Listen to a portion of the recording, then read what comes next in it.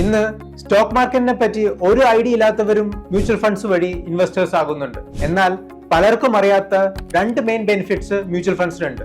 ഒന്ന് diversified investing, രണ്ട് regular rebalancing. നമ്മളെപ്പോലെയുള്ള ഒരു സാധാരണ ഇൻവെസ്റ്റർക്ക് ഒന്നോ രണ്ടോ സ്റ്റോക്ക് ഒക്കെയാണ് വാങ്ങിക്കാൻ പറ്റുക, കാരണം കയ്യിലുള്ള ഫണ്ട്സ് ലിമിറ്റഡ് ആണ്. എന്നാൽ മ്യൂച്വൽ ഫണ്ട് കമ്പനികളാകട്ടെ 20 മുതൽ 30 കമ്പനികൾ ഒരേ സമയം വാങ്ങിക്കുന്നു. ഇതിനെ ഒരു ബാസ്ക്കറ്റ് ഇൻവെസ്റ്റിംഗ് എന്ന് പറയുന്നു. ഇങ്ങനെ വിവിധ തരം കമ്പനികളിൽ ഇൻവെസ്റ്റ് ചെയ്യുന്ന മ്യൂച്വൽ ഫണ്ടിന് നഷ്ടം വരുന്നത് കുറവായിരിക്കും. നേരെ മറിച്ച് നമ്മളെപ്പോലൊരു സാധാരണക്കാരന് നഷ്ടത്തിന്റെ ആഘാതം കൂടുതലാണ്. ഇതിനെയാണ് ഒരു ഡൈവേഴ്സിഫൈഡ് ഇൻവെസ്റ്റിംഗ് എന്ന് പറയുന്നത്. ഇനി സ്റ്റോക്കിന്റെ പ്രൈസ് എങ്ങാനും കുറഞ്ഞാൽ നമ്മൾ ആരും അത് വിറ്റൊഴിവാക്കുന്നില്ല, കാരണം നഷ്ടം സഹിക്കാൻ താല്പര്യമില്ലാത്തവരാണ് നമ്മൾ. നേരെ മറിച്ച് മ്യൂച്വൽ ഫണ്ട് കമ്പനികൾ എന്ത് ചെയ്യുന്നു, അവർ പെർഫോമൻസ് മോശമായിട്ടുള്ള സ്റ്റോക്കിന് റിമൂവ് ചെയ്തിട്ട് വേറെ ഒരു നല്ല സ്റ്റോക്കിന് അവരുടെ ബാസ്ക്കറ്റിലേക്ക് ആഡ് ചെയ്യുന്നു. ഇതിനെയാണ് ഒരു റെഗുലർ റീബാലൻസിംഗ് എന്ന് പറയുന്നത്. ഇനി നമുക്ക് എങ്ങാനും റീബാലൻസിംഗും ഡൈവേഴ്സിഫിക്കേഷനും ഒക്കെ ചെയ്യണമെന്നുണ്ടെങ്കിൽ പോലും അത് അത്ര പ്രാക്ടിക്കൽ അല്ല, കാരണം നമുക്ക് അതിൽ മേൽ ട്രാൻസാക്ഷൻ ചാർജസ് വരുന്നുണ്ട്, ടാക്സസ് വരുന്നുണ്ട്. നേരെ മറിച്ച് മ്യൂച്വൽ ഫണ്ട് കമ്പനികൾക്കാകട്ടെ